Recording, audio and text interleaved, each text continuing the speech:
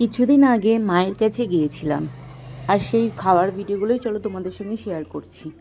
দেখো, উচ্ছে আলু ভাজা নিয়ে নিয়েছি। এটা কালো জিরে ফোড়ন দিয়ে মা করেছিল। ভাজাটা খেতে কিন্তু খুব ভালোই লাগছিলো, একটু বেশি তেল দিয়ে ভেজেছিল। তারপর এই শাকটা চিংড়ি মাছ দিয়ে করেছে। শাকটার নামটা আমি বুঝতে পারছি না। এটা কুচো চিংড়ি, রসুন গোটা গোটা দিয়ে কালো জিরে ফোড়ন দিয়ে করেছিল। সত্যি শাকটা খেতেও খুব ভালো লাগছিল। তারপরেই চলে এসেছিলো বেগুন পোড়া। এই বেগুন পোড়াটা দিয়েও আমি কিছুটা ভাত মাখিয়ে খেয়ে নিলাম। খেতে খুবই ভালো লাগছিলো। মায়ের হাতে বেগুন পোড়াটা আমার খুবই ভালো লাগে। বেশি পেঁয়াজ কুচি, কাঁচা লঙ্কা কুচি দিয়ে বেগুনটা পোড়াই, মাখাই, খুব ভালো লাগে খেতে।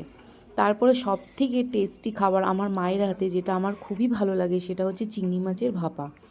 এই চিংড়ি মাছের ভাপাটা মা খুব সুন্দর করে সর্ষে পোস্ত সব দিয়ে মাখিয়ে বসিয়ে দেয়, আর খেতে খুব ভালো লাগে। সত্যি বলছি, ভালো লাগে খেতে। এটা খেতে যে কী ভালো হয় মানে বলার মতো না। গোটা গোটা চিংড়ি মাছগুলো বেশ পাতে পড়েছে, অনেকটাই মা আমার পাতে দিয়ে দিয়েছে। খেতে যে কী ভালো লাগছিলো মানে কি বলবো আপনাদেরকে।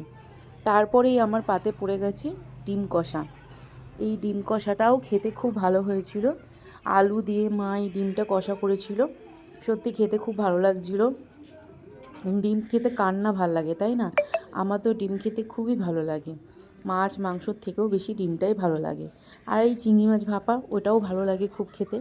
তো এটা দিয়েই আমি খেয়ে নিলাম। আর কুসুম কার কার ভাল লাগে? আমার তো কুসুম খেতেও খুব ভালো লাগে। কুসুমটা দিয়ে ডিমটা দিয়ে ভালোভাবে ভাতটা মাখিয়ে খেয়ে নিলাম। তো আমার খাবার ভিডিও তোমাদের কার কার ভালো লাগে একটু কমেন্ট করে বলো তো, ঠিক আছে? আর ভালো লাগলে লাইক করে দিও, শেয়ার করে দিও, আর সাবস্ক্রাইব করে দিও। আর ফলো করো কিন্তু, সেটা করতে ভুলো না।